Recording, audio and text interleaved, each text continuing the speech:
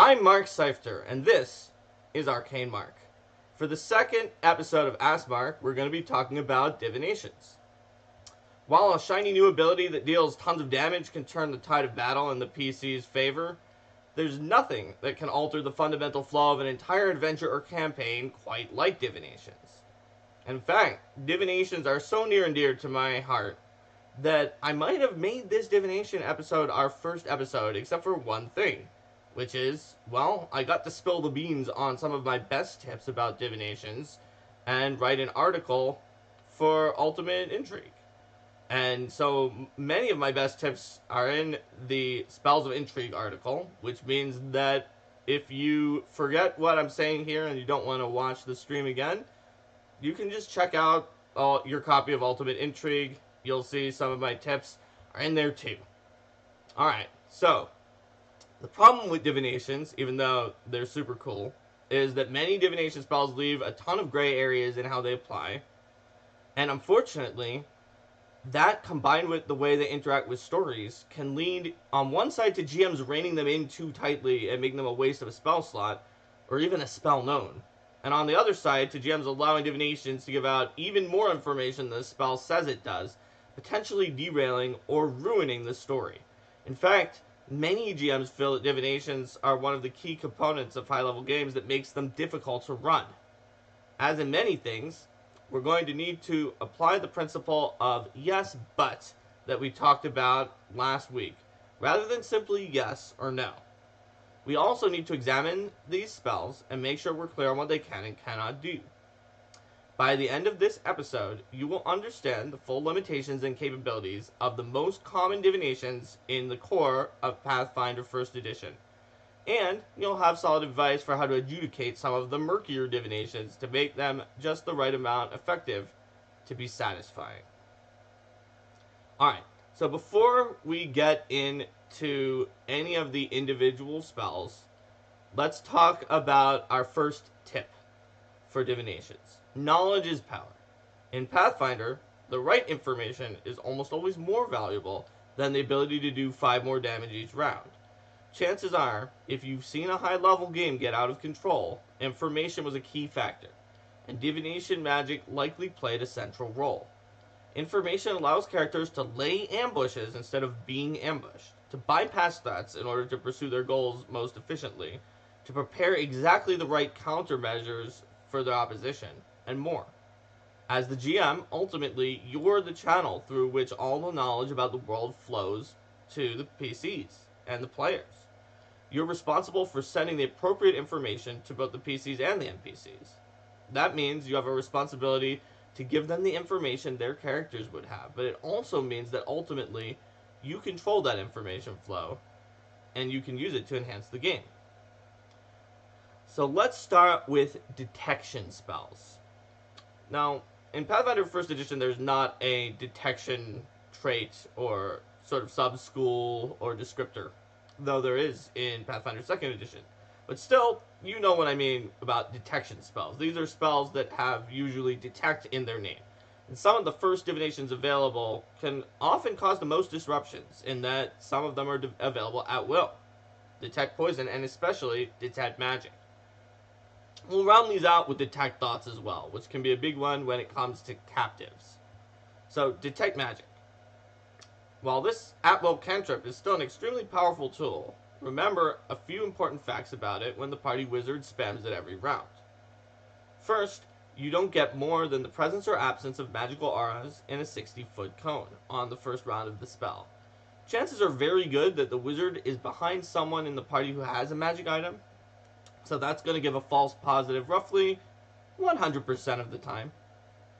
Pathfinder 2nd Edition, you're allowed to ignore magic items that you already know about, which helps, although we actually also reduced some of the problematic aspects of Detect Magic spam as well. Even on the second round of Detect Magic, you just get the number of auras and the power of the most potent aura.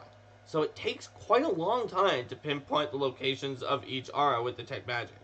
For instance, a common complaint you'll see about Detect Magic is that, oh no, it reveals exactly where invisible creatures are and the party can just attack them right away. It may reveal the presence of invisible creatures when you didn't want people to know that they were there.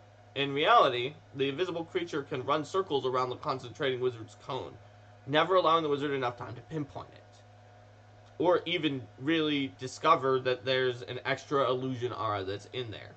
Plus, invisibility is usually not the highest level spell, although it could be. The final and most important note in the spell's description is the fact that magical areas, multiple types of magic, and stronger auras may distort or conceal weaker auras. Very few GMs that I've seen use this line for as much potential as it's worth. Make use of it in a cool way. Perhaps this explains why the NPC decided to build their base on a ley line in the first place, in order to mask magical auras. If all else fails, numerous countermeasures protect against a simple detect magic spell, starting with non-magical means like thin layers of lead, moving on to magic aura, non-detection, misdirection, and more. So then there's detect poison. The fact that this spell makes it trivial and costless for even the most fledgling acolyte to detect the presence of poison seems to kill the entire idea of poisoning using King's Sleep or some other way to poison an aristocrat.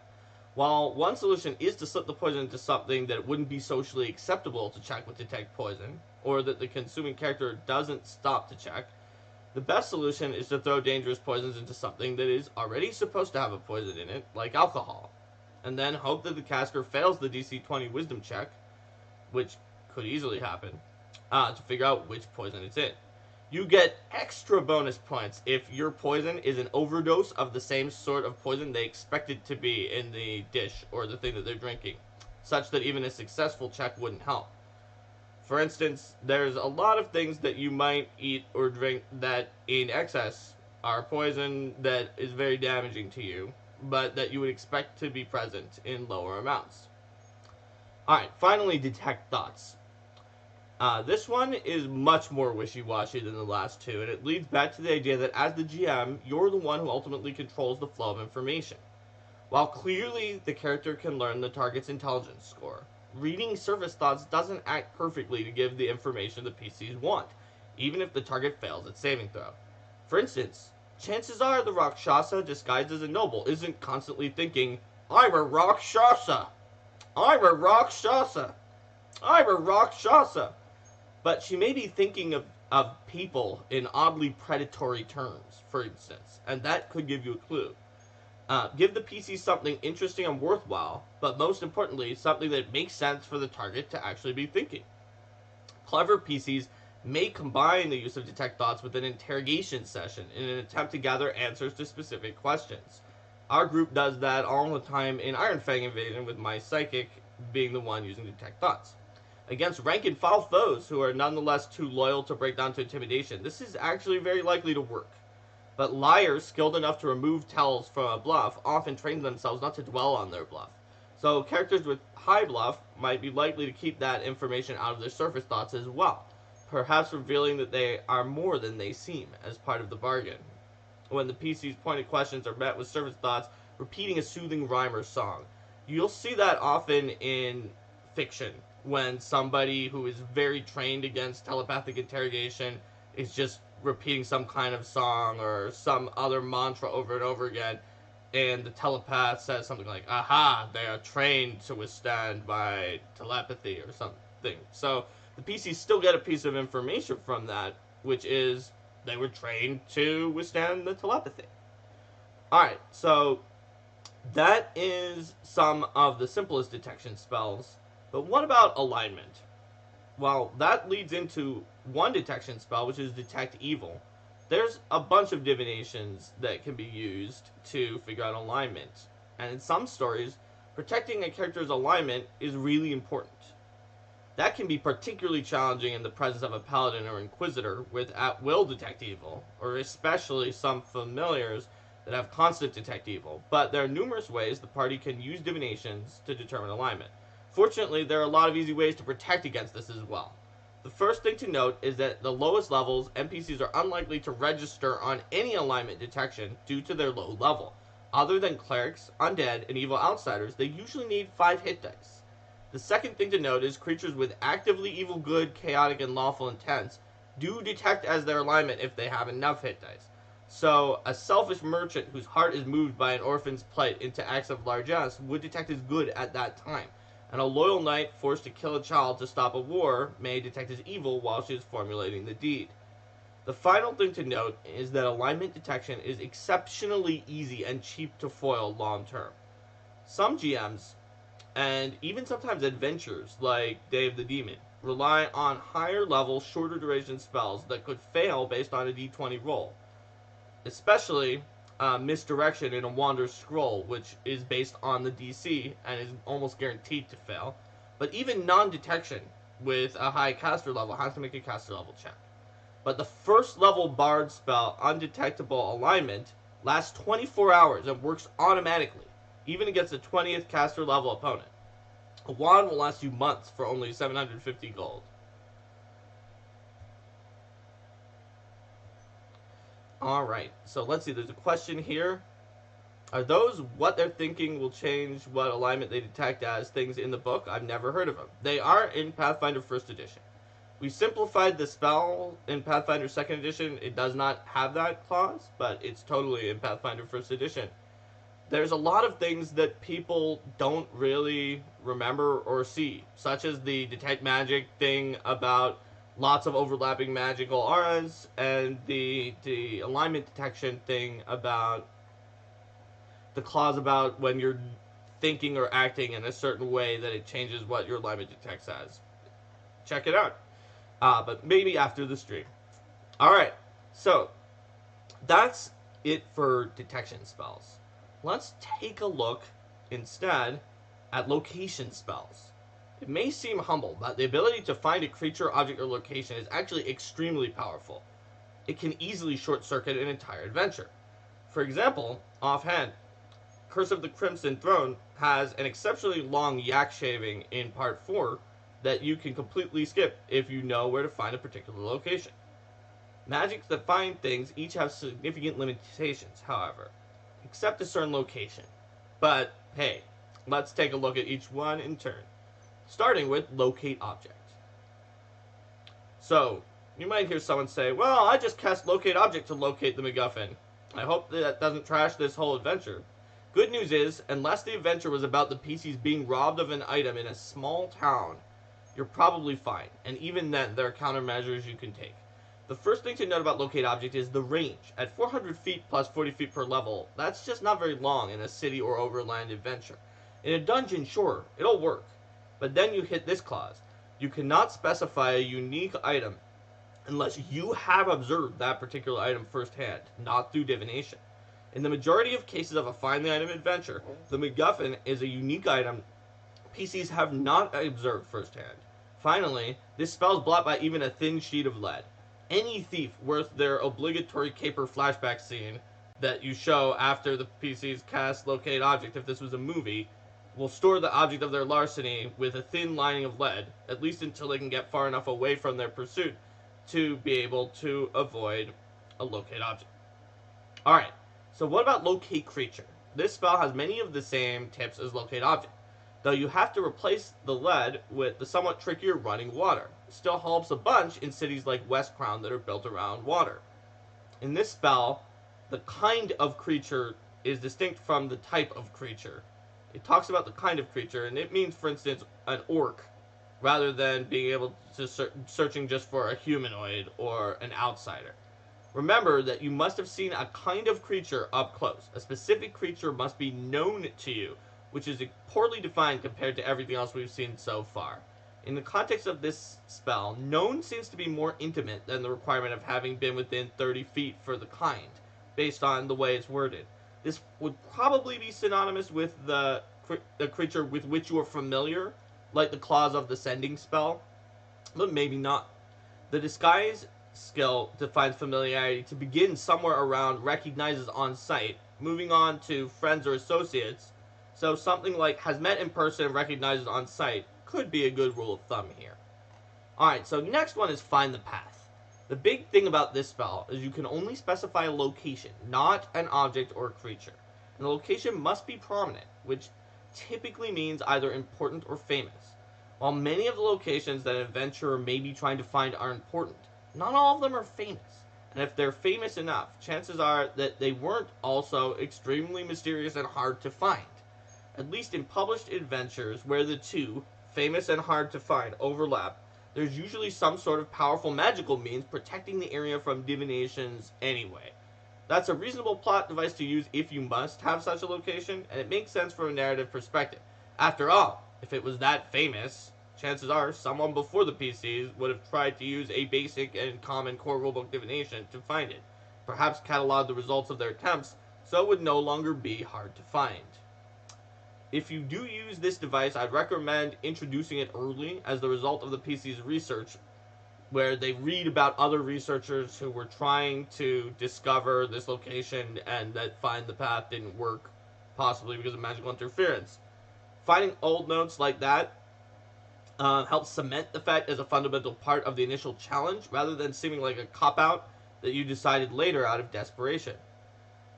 So, there's a question here that said, just got here, and what are we talking about?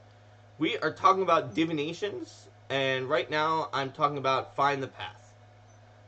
So, we're going to do a lot of questions today from you guys, but first I'm going to tell you about some divinations that I have pre-planned my notes. So, the last location divination is discern location. Alright, well, we talked about how there was mitigation on all the other ones, but this one doesn't have any. Unless you have your deity on speed dial, there's only one way around this spell, and that's mind blank. Incidentally, if you're running a game where the PCs are throwing around discern location, such as perhaps an Intrigue game, any credible villain whose identities the PCs know before confronting that villain probably is going to be able to have up mind blank. It lasts 24 hours. It's the same spell level as discern location. A villain is probably higher level than the PCs.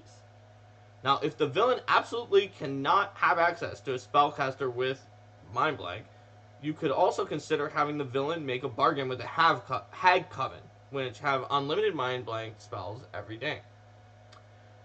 That's actually what Linda did in Kingmaker when our group started tossing around discern locations, or I guess even before that, is that some of the high-level NPCs who we knew about had dealt with the Hag Coven, since hags are pretty common in the River Kingdoms. Now, the PCs very likely are starting to consider keeping themselves mind blanked as much as possible as well at this level, if it's that kind of campaign. So it's going to work well with their sense of narrative if the villains are putting in at least as much effort as they are. Otherwise, they think, wow, that villain's pretty dumb. Why aren't they taking precautions against this? Alright, so we've talked about location spells. Now, next, let's talk about spells that let you see or hear things that are far away. Spells that allow you to scout ahead without actually putting yourself at risk can be incredibly useful alternatives to the risky proposition of sending the rogue ahead to scout. And sometimes knowing what's in the next room before you venture there can prove a huge advantage. Let's take a look at some of the eye spells as well as Clairaudience Clairvoyance. So, Clairaudience Clairvoyance is the lowest level of its kindred. It's the first that's likely to appear in your game. It has a large number of mitigating factors, however, which can make it trickier for a spellcaster to use. First of all, it has long range, like Locate Object, 400 feet plus 40 feet per level. That's surely enough to see elsewhere in the same dungeon, but it can't just look anywhere. Second, the locale for the sensor must go to a known locale, a place familiar to you or an obvious one. This prevents blindly casting it on whatever's 100 feet that way. Next, there's the casting time. 10 minutes is really, really long if you're in the middle of a dungeon. It'll run down minute per level buff spells, for one thing, which in Pathfinder First Edition were usually extraordinarily powerful and quite possible to chain into multiple encounters. It's also a major security risk in hostile territory to be chanting loudly for 10 minutes in a clear voice. It's best paired with Silence spell for safety's sake. It only lasts 1 minute per level, so about as long as the casting time, really. It's difficult to spy on long conversations unless you know exactly when the right time might be 10 minutes in advance. Finally, the spell doesn't project any enhanced senses, so even if the caster has dark vision, if the spell hits a dark area, you get a 10-foot radius as per the spell, and that's it. You can't move the sensor either, just rotate it around. Finally, remember that the enemies might potentially notice invisible magical sensors. The base DC is 20 plus the spell level. So that's 23 for this spell, but of course it's invisible and immobile, so probably 63 unless they have a way to see invisible things. Also note, Detect Scrying automatically detects the spell and possibly reveals the caster's location as well. Now, Arcane Eye is Clairvoyance's big sister. It's better in most ways, it's only one spell level higher. With this one, the caster can use Enhanced Vision, and the big gain is that the sensor can move around and spy throughout an area, potentially revealing much of a dungeon's layout. It still has a long casting time, and it requires concentration to move it around and receive sensory information.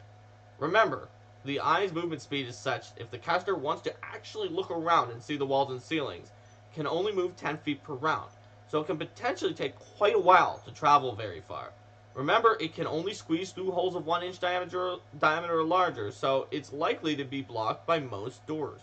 Since it's usually moving, enemies who can't see invisible things will often only need to contend with DC 44 perception checks to notice the eye, 24 plus 20 for a mobile invisible thing. While most foes can't exactly harm it unless they have something like Dispel Magic available, a clever enemy can prevent the eye from moving further by capturing it in a solid container, since it can't pass through a solid barrier unless it has a 1 inch diameter hull. Prying Eyes. This spell and its greater version work in much the same way. The difference is the greater version of the eyes can see super well, with true seeing, possibly more perception. Focusing on the commonalities, we can see this spell is useful in much different situation than Arcane Eye. It's not fantastic for a dungeon, but with its 1 mile radius, hour per level duration, and numerous eyes, it can let you know basically everything that's going on in a small community without spending your own concentration. There are some mitigating factors to the eyes, though, including a rather cryptic line about the eyes being so klutzy in the dark that they sometimes bump into walls and kill themselves. The main vulnerability of the eyes is that they are semi-tangible and visible, with only a plus 16 stealth. That means opponents appropriate for a character who can actually cast this spell are likely to see the eyes and could destroy them easily. Remember that this too is interesting knowledge that a savvy PC will keep in mind.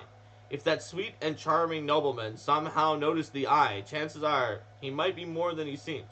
Of course, as the spell mentions, the caster can never be sure of why the eye didn't return, which leads to interesting speculation and more investigations. If the eyes are doing general scouting, be sure to think of some amusing anecdotes of things the eyes saw, potentially showing another side of an NPC that PCs know in a non-plot crucial way. This serves many purposes. First of all, it gives the caster a strong sense the spell is effective and helps her feel like a powerful diviner. Second, it serves as a smokescreen if you decide to put in extra clues the PC wasn't necessarily even thinking to find. For example, if you often have the eyes report interesting extra tidbits every time the spell's cast, you could slip in a bit about a woman hiding her silverware among those tidbits. At first, it will seem just like another peculiarity, perhaps to protect her valuables from thieves. If you never describe anything for the eyes except for plot crucial information, PCs are very likely to immediately jump to investigating the woman who you were hoping to slowly reveal had just been infected with lycanthropy, and that's why she was hiding her silver. So alright, those are the eye spells and the other visual spells. What about the spells where the PCs can ask questions? Some of the spells that can be most terrifying for a GM are the ones where the PCs get to pick a question and then ask it of powerful entities. However, these questions are actually fairly limited, and remember, these beings are not omniscient, not even with commune, so sometimes they just don't know the answer. Let's start with the easiest of them all. It might not be the lowest level, but it's Contact Other Plane. This spell should not scare you in any way. Here's why. It takes 10 minutes to cast, it requires concentration, it has a non-negligible chance of rendering the caster useless for multiple weeks with no real way to remove it. Even with 30 intelligence and good hope, if we go by the Golarian standard of using the intermediate line for Outer Plane, the caster is either risking a 5% chance of major problems and possibly being put out of the campaign if 1 month is an issue, like in many adventures, or is choosing to contact one of the planes other than Outer Plane. In the latter case, the caster is less than 50% likely to get the correct answer, which seems really bad. In fact, it seems worse than not casting the spell. It's not quite as bad as it seems, for a reason that we can get to later. Even for the Outer Plane, there's only a 73% chance of a true answer, 19% chance of a wrong answer. It's not terrible odds, it still isn't particularly trustworthy. So why is less than 50% chance of the correct answer not necessarily terrible? The reason is that if you're trying to use something as a decision factor, and this is a question that actually comes up in AI, you can sort of take out the times that it doesn't answer you and only compare correct answers to incorrect answers to see if it is a qualifier that you can trust. And even if you have something that gives you the right answer, say 10% of the time, and the wrong answer 90% of the time, in AI, that's considered a strong classifier. Why? Well, you can ask it a yes or no question. Just do the opposite of whatever it says. As long as it's not the same as chance, it can help you in some way. Alright. Well, in this spell, all questions get one-word answers, like yes or no. Full stop. That's also a problem compared to Commune, where a helpful deity may rarely give a few more words for context. When you look at all the mitigating factors, it's not that bad. It may even be a bad idea to cast it at all. Let's move on to Commune with Nature. Out of the 3 spells that are in this sort of section of spells, Contact Other Plane, Commune with Nature, and Commune with Nature can potentially give the most robust information, since it gives 3 full facts from a variety of topics. However, the spell requests answers from the most limited beings out of all of the 3 spells, and it shows with some of the restrictions. First of all, it's most useful overland, where it finds information for miles and miles, though that could lead to false positives if you prefer a narrower area and don't think to specify. It's still pretty useful in unworked caves, since 900 or more feet is usually enough to cover the area of a dungeon, say. But remember, these nature spirits, sort of proto-leshies that are answering your spell, can't see into settlements or even constructed dungeons at all. When it comes to facts, remember that the caster is going to potentially get more words from this one, but the spirits of nature don't necessarily see things in the same way. They're disembodied, timeless beings who may not know the mortal name for a creature.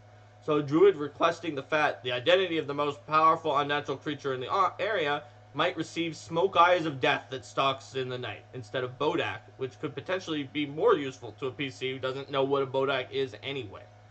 Finally, Commune. This is the big one, particularly due to some of those 7th level improved familiars that can use it earlier than normal and without spending any of the gold. Speaking of which, normally it costs 500 gold per casting, so that helps make a bigger barrier to entry and not make this as trivialized as the improved familiars do. So next, remember, Commune talks to either a deity or the deity's agents. It's not guaranteed to go to a god. And the spell reminds you that powerful beings of the outer planes are not necessarily omniscient. Be sure to think about whether they would know. As a rule of thumb, I like to look at the deity's areas of concern and have the contacted agent be particularly knowledgeable in that area. So for Desna, something like Journeys and Dreams, Births and Deaths for Pharasma, and so on.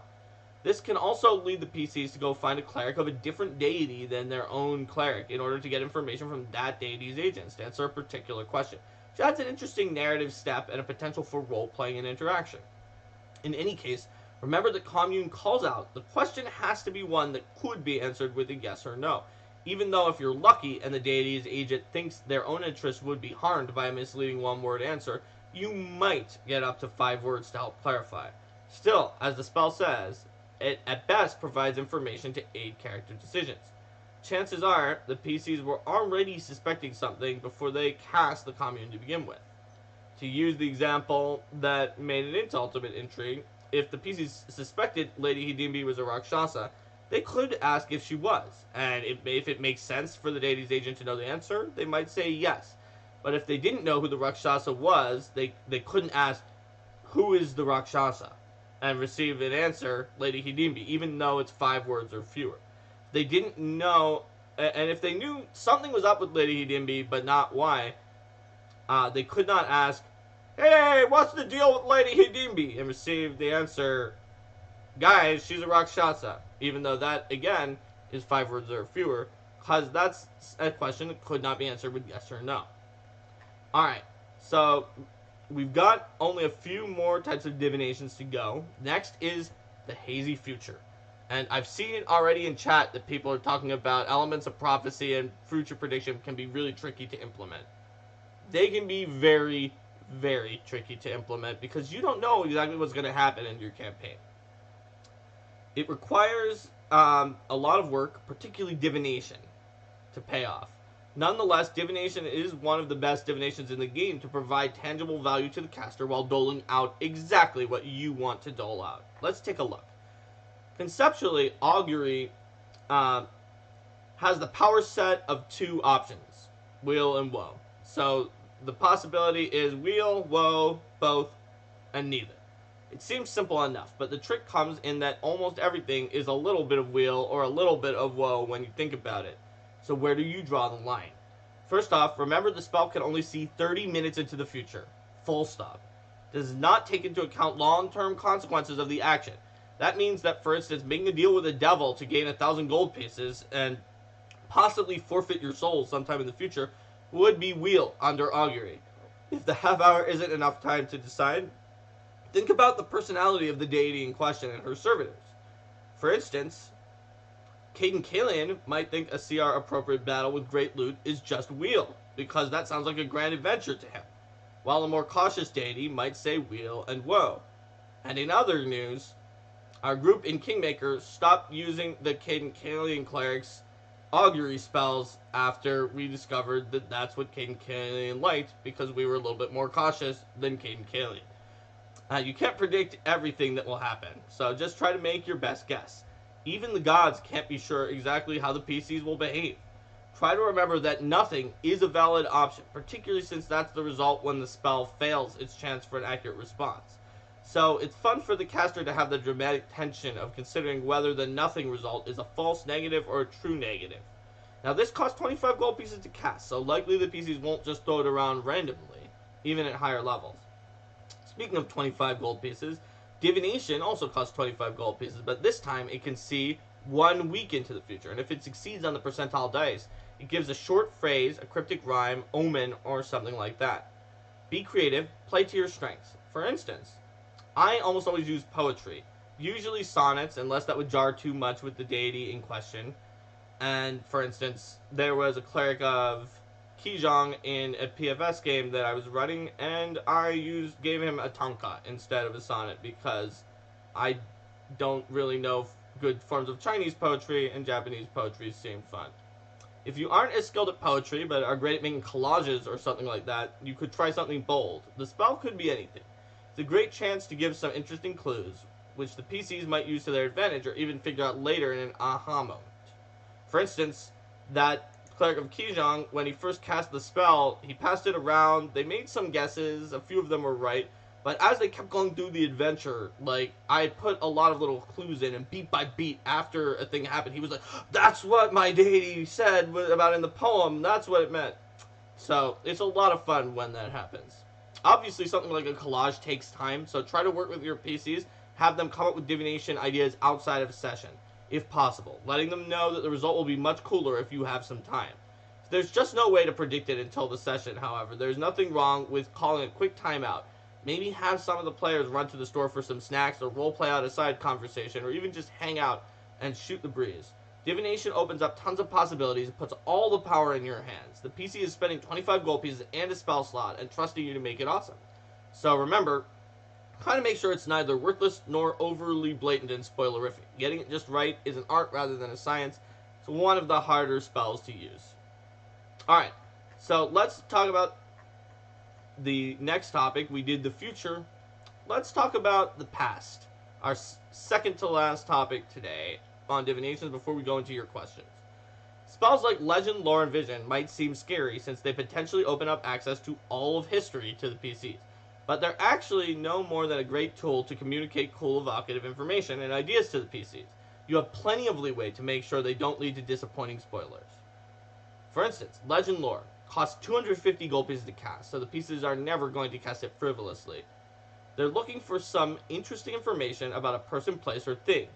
Here, thing means an object that can be at hand, not a conceptual thing like love or this mystery, right? It means in English, we use the word thing for everything, but in a language where conceptual things and sort of discrete objects are different. Like, say, Japanese, they have mono for the discrete objects and koto for the conceptual things, so you would know this, but of course we're writing in English, so it just says thing for everything. So, even if your target is at hand, it still takes up to 40 minutes to cast the spell. But if not, the spell takes ridiculously long to cast. Up to 12 weeks working from rumors. Remember that not everything is legendary. The spell presents a rule of thumb that 11th level characters and the kind of stuff that only they might use or deal with could count. And mythic things likely count as well, even if they're lower level than 11. Depending on how much access the PCs already had, they might get super vague stuff that leads them to better information, if they only know rumors, less complete and unspecific information if they have detailed information already, or the best possible result if they have the target at hand. The best possible result is defined as legends about the target. Which legends? Not specified. Nothing says the legends converge upon any particular subtopic related to the target, at least not until the next spell on our Magical Mystery Tour. Legends are generally told verbally, so text is your best bet here. But legends can be anything, so unleash your creativity and give all sorts of legends. Some of them are probably contradictory, particularly if they don't have the target at hand. But even if they do, legends are rarely conclusive. Particularly if the object is at hand, be sure to give some useful or at least interesting information that enhances the experience, rather than useless rambling that never reveals anything. Since the spell might reveal legends that were never generally known, but there is no guarantee, it's an excellent opportunity to throw PCs cool or useful information that goes above and beyond what they might expect if you want to advance the narrative more quickly or give them some more clues. Everything in the spell works at your own pace, which gives you the power, but also the responsibility to figure out how to give the right amount for your group. So Vision. Vision takes much less time to cast, it causes fatigue, it requires a caster level check to succeed. Stylistically, the big difference is the caster sees a single vision rather than hearing information from numerous legends. The character also gets to ask a particular question to narrow the scope of the spell, so that one vision is likely to be related to a topic about which the character really wants to know. While it may seem like the PCs can use this to answer any question about the past, in fact, these differences are a powerful benefit to running a cinematic game. For a vision spell, put some good thought into exactly what the PC sees. Try to describe it as vividly as possible, with plenty of visual details. You can tailor the vision to be the most interesting visual snippet related to the question the PC asks. By describing what the PC sees as if she was there, you're making the spell an experience rather than a simple info dump. It will still be up to the PC to interpret what she saw. In that regard, one fun thing to do, particularly if the player whose PC cast the vision doesn't always talk up as much, is to take the player to another room and describe the vision, then have them return and try to describe and interpret it to the others who weren't there. You can also use all sorts of online tools to do the same thing. Sometimes the caster will focus on one of the visual details when another was an even greater clue, which she only later discovers in an aha moment. Alright, so what did I leave off? I said that was our second to last one. Oh yeah, ye old scry and fry. You knew scrying and greater scrying were going to be in this episode, right? I was saving the most maligned spells for last. Scrying and its elder sister are often misunderstood to be way more powerful than they are. Let's examine them in more detail. Scrying.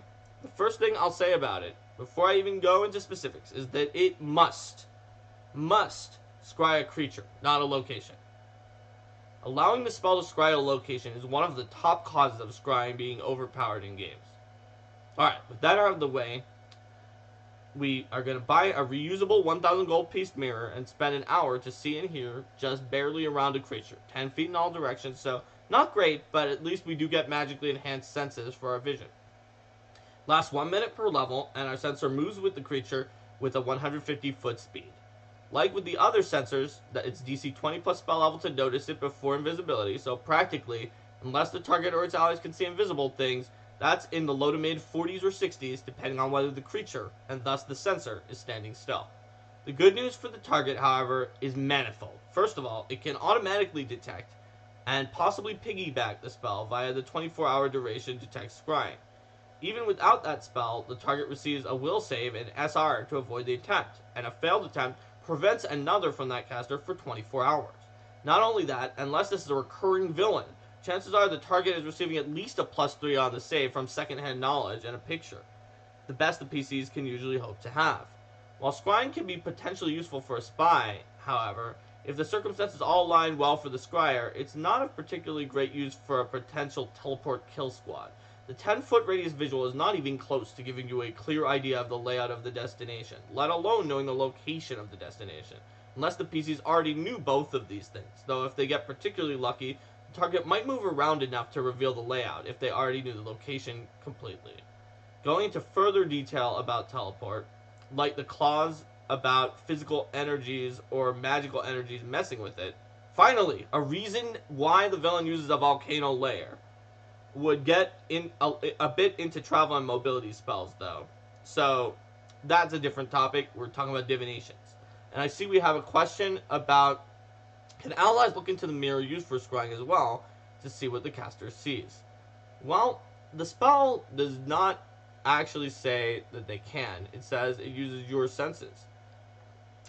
Conceptually, you would think that it appears in the mirror, but perhaps it's part of your magic that allows you to interpret what you see in the mirror. You could certainly give scrying that extra benefit if you wanted to, but innately it doesn't have that. So, greater scrying is mostly the same as regular scrying, but the timing is vastly different. It's only a single standard action to cast. It lasts pretty much all day if extended. This one can basically give you a mirror as a security cam on the target, and it does give the caster much greater chance of following them to a place about which the caster knows the exact layout and precise location. On the other hand, by this level, detect scrying is becoming an easier and easier spell slot to afford. Many creatures can see invisible things, and even mind blank starts coming into play. Alright, so we have now introduced the potential pitfalls and benefits of divination magic in general, explored a bunch of divination spells in 6 subcategories, and we're going to move on to your guys' questions about divinations. So, does anybody here have any questions about divinations? Shoot me a question if you have one.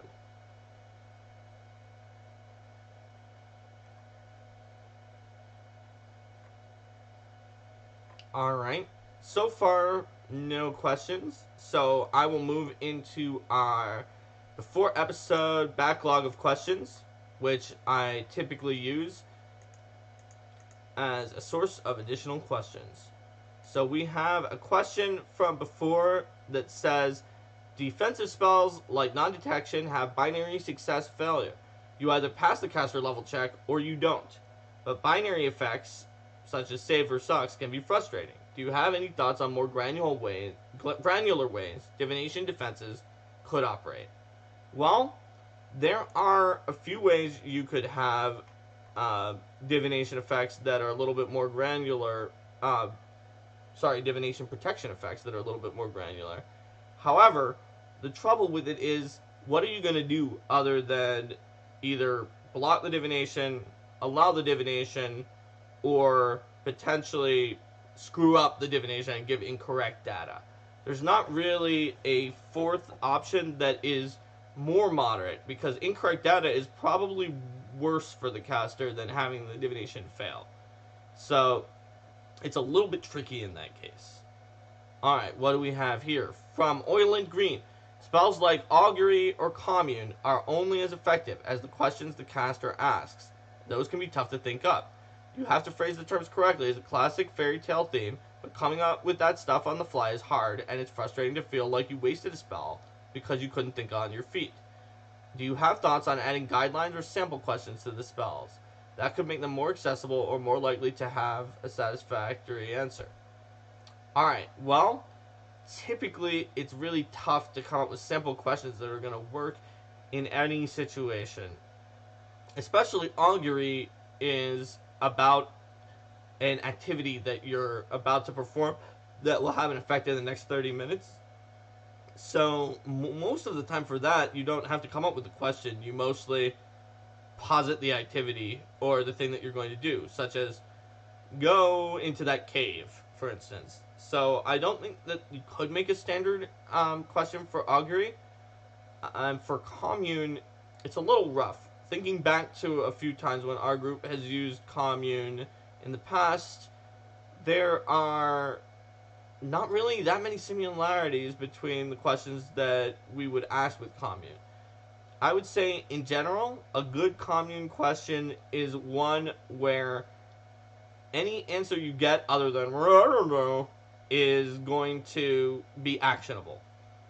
So if you're asking a question, let's say we're back with Lady Hidimbi, and you don't know what's up with her, but something's weird is up with her, you might not want to play the game of, is Lady Hidimbi a reptoid? No. Is Lady Hidimbi a gray disguised as a person? No. And go through a list of yes or no's where the answer is probably no, and then you just move on to another option.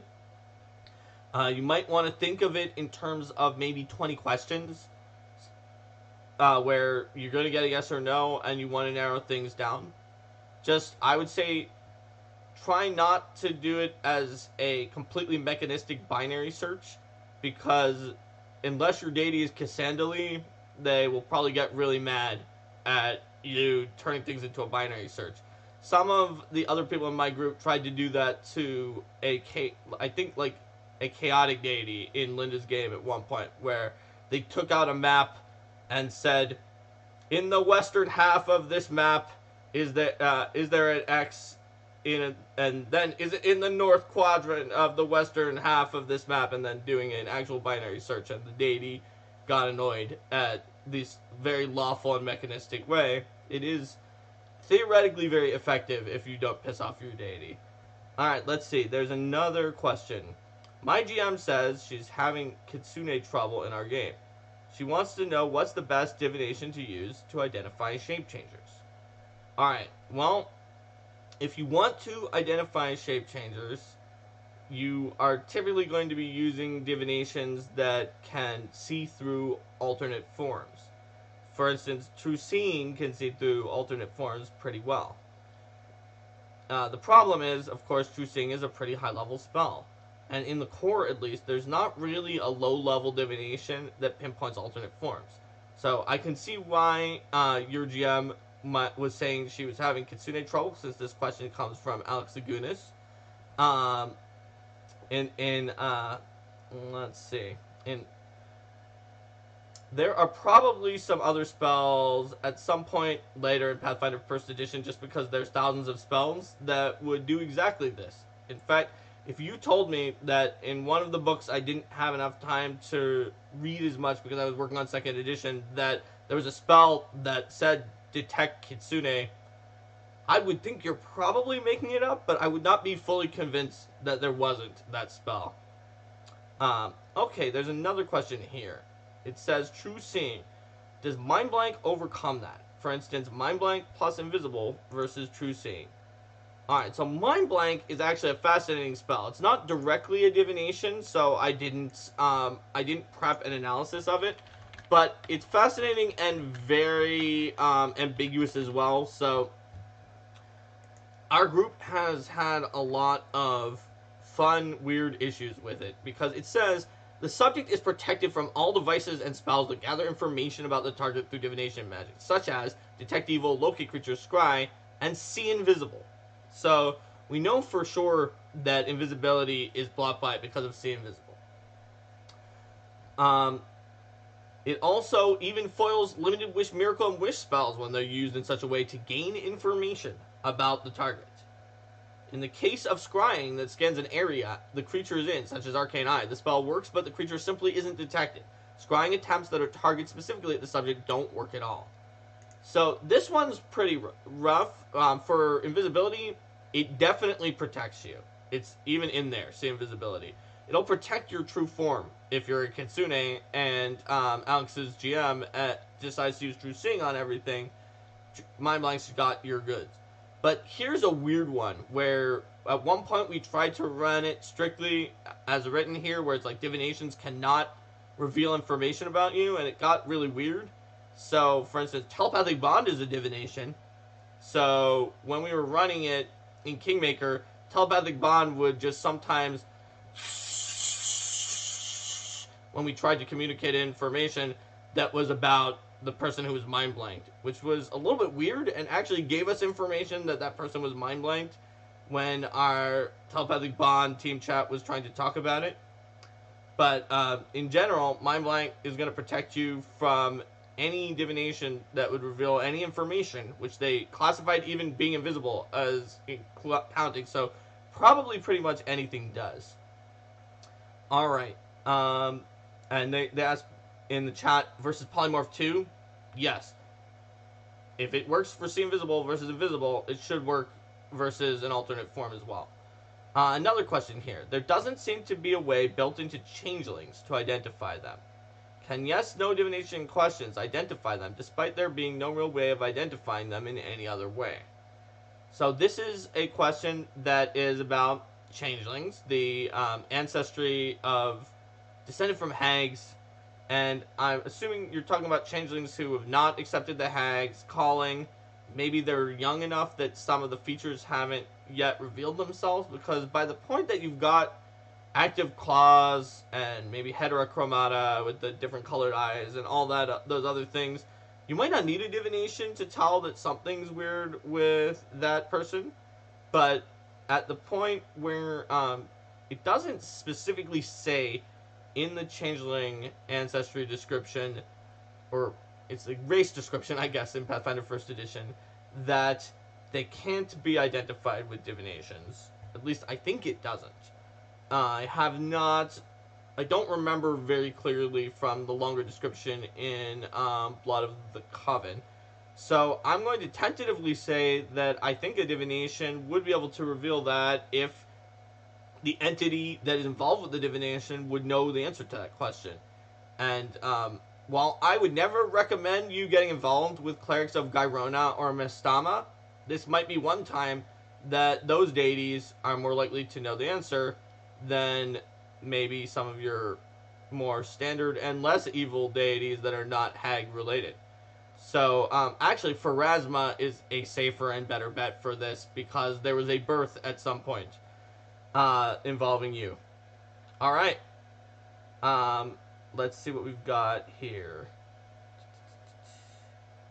I imagine most of these spells require a secret DM roll. Well, a good number of spells that have a percentile die to determine whether they work or not, and those are always a secret GM roll, because you're going to know whether it worked or not. But usually when it doesn't work, it gives the same answer as when nothing is involved. The exception there, I think, being Divination. That spell, if you did not get a cryptic rhyme or phrase, you kind of knew it did not work. Alright, and it looks like the Joker Place, who asked the question about the changelings, really liked the answer. Great. I'm glad you liked the answer. Alright, do we have any other questions here from you guys? If not, I'm going to move on to another one of my questions that's from people who couldn't be here today. Okay, no, we have one here. Alright, it's not directly divination. Well, that's fine. The other ones people asked me who weren't going to be here today weren't divination either. What do you think of the general design space of blanket immunities? I'm thinking more on a conceptual game design level, but freedom of movement is a decent example. It's very valuable, but also cuts off an entire genre of threat, and therefore a lot of narrative or gameplay opportunities. So I'm not a really big fan of huge numbers of blanket immunities, and really, I don't think anyone is in the design team. That's why in Pathfinder 2nd Edition, we've been cutting down on the blanket immunities of different monsters and really just different effects. Tried to come up with things that were more fun than just giving a ton of immunities. Now, sometimes you kind of have to have the immunity, or it just doesn't make sense. Like, if it's a construct, it's not alive. A lot of things that are only going to work on a living creature just should not work. It is a construct, right? They have to have those immunities. And we tried to keep that in mind, and when it came to a monster, if it had to have those immunities, it kept those immunities. If it did not have to have those immunities, then it did not keep those immunities. And we did that as well for certain other effects. For instance, rather than make a bunch of effects for the PCs that just make them immune to everything, we came up with a lot of cool ways where, like, you take an action and it counteracts the effect that's on you, and that effect is gone. It's a lot more active. It's a little bit more narrative than just being immune to it, but it still makes you really kick ass when those situations come up, but you're still engaging in them. We have a question: is this discussion specific to First Edition? Any changes with Second Edition that you can talk about? So, the big topic that I spent a long time on at the beginning of the show was about First Edition Divinations, although I sprinkled in some statements about Second Edition. And on this stream, I can definitely tell you about things that we've already revealed or things that were already clear from the playtest. But I'm not really here. This is not an official Paizo stream, so I'm not going to be revealing additional information. And looks like the person who asked that missed the beginning. No problem. It's good for anyone here to know. And while I'm saying that, I'll give my usual disclaimer. All of the answers and advice that I give in Arcane Mark, Ask Mark, are my personal opinions. They are also based on maybe additional information that I have from working at Paizo. Certainly there's at least one topic that I haven't gone over yet about grappling, where I asked a lot of questions to Jason. But these are not official answers. These are just whatever I'm saying. Alright, so another question. On the things that make sense front, it's always been a little odd to me that all undead are immune to mind-affecting effects, even if something like a Grave Knight or Lich has agency and free will. There's a similar issue with intelligent plant creatures. You're right. In fact, not only is this true, it is also the case that this particular question was, I think, the number one PF1 pet peeve of our new developer for organized play, Mike Sayer. It was just his number one pet peeve, because like you could not really, for instance, like vampires are very emotional undead all the time. Anytime you consume media about vampires, you see them intimidating each other. You see vampires that like love and hate, they fear, and all sorts of other emotions that they are immune to in PF1. So as you would see in the playtest for Pathfinder 2nd Edition, those creatures are not immune to mind-affecting, or should we say mental effects, because mental is way easier to deal with than mind-affecting with the N-dash in between. Or actually I guess it's a hyphen, so at least it's shorter. So my answer to that question is yes, we fully agree. Here's another question. Will you have an official rules question Paizo stream? That would be cool on the Paizo channel, I think. I don't think we will have an official rules question Paizo stream for the same reason that I don't just go and put up answers to questions. Even more so, really, because a stream I would have to answer questions right away, and official answers require a consensus from the entire design team. So, as I mentioned in the first episode, if you think of an official rules question answer as a Supreme Court ruling, this is like if one of the justices, say Ruth Bader Ginsburg, just had her own show that was completely unofficial, that was on cable TV or something like that. Yes, it involves someone who would have been involved in the actual official decision, but it's by no means part of the official process. It is not as thorough, it is not as researched, and it is not as sort of back and forth and decided by multiple people. Alright, so we're getting close to the end of the hour. In fact, we are slightly over. So what I'm going to do is I am going to do a short closing for YouTube, and then I'm going to ask you guys a poll if you want to stick around for a minute or two. So first, bye everyone, and we'll see you on the next Arcane Mark, which this time will be either at 10 a.m. Pacific time on next Saturday for an Ask Mark, or, and this is exciting, I'm going to add a new feature on Tuesday at 7 p.m., so right before Jason's stream, and we can rate it on Twitch, where I'm going to do something other than Ask Mark. Take care,